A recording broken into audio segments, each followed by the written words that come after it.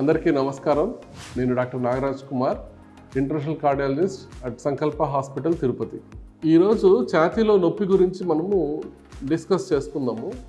చాలామందికి ఛాతీలో నొప్పి వస్తూ ఉంటుంది. నొప్పి రాగానే కంగారు పడిపోయి హాస్పిటల్కి వస్తూ ఉంటారు. సో ఈ ఛాతీలో నొప్పి వచ్చి హాస్పిటల్కి వచ్చిన వాళ్ళలో చూసుకుంటే 100 మందిలో 70-75% మందికి ఇది గుండె వల్ల కాకుండా వేరే కారణాల వల్లనే ఉంటుంది. సో మనకు గుండె నొప్పి అనేది ఎలా ఉంటుందని మనం కొంత అర్థం చేసుకోవాలి. గుండె నొప్పి అనేది సాధారణంగా ఛాతీ మధ్య భాగంలో బరువు పెట్టినట్టుగా, అదిమినట్టుగా, పిండినట్టుగా, మంట మండినట్టుగా ఉండడము, కొంతమంది ఇది ఎసిడిటీ అనుకుని కన్ఫ్యూజ్ అయిపోయి మిస్ అవ్వడం కూడా జరుగుతూ ఉంటుంది.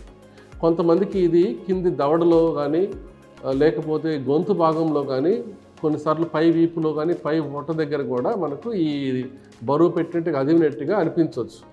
ముఖ్యంగా ఇటువంటి లక్షణాలు ఇంతకుముందు ఎప్పుడు లేవు, ఇదే మొదటిసారిగా వస్తున్నాయని అనిపిస్తే దాన్ని అసలు అశ్రద్ధ చేయకూడదు.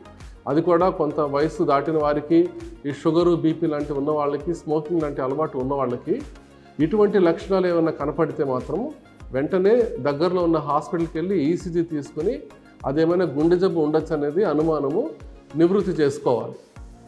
కొన్నిసార్లు మరి ప్రతి చిన్న నొప్పులకి హాస్పిటల్కి వెళ్ళాలి అంటే కొన్నిసార్లు ఒక పక్కన లెఫ్ట్ సైడ్ కానీ రైట్ సైడ్ ఒకటే స్పాట్లో ఒక పక్కన నొప్పి వస్తుంది, సూదితో గుచ్చినట్టుగా ఉంది, పొడిచినట్టుగా ఉంది, ఊపిరి పీలిస్తే పట్టేసినట్టుంది, ఇట్లా ఒక్కొక్క పక్కకు తిరిగితే ఒక్కొక్క పొజిషన్లో ఒక్కొక్క యాంగిల్లో నొప్పి ఎక్కువ తక్కువ అవుతుంది అని అంటే సాధారణంగా అది గుండె నొప్పి కాదు, పై నొప్పి అయి ఉండొచ్చు అని మనం అర్థం చేసుకోవచ్చు.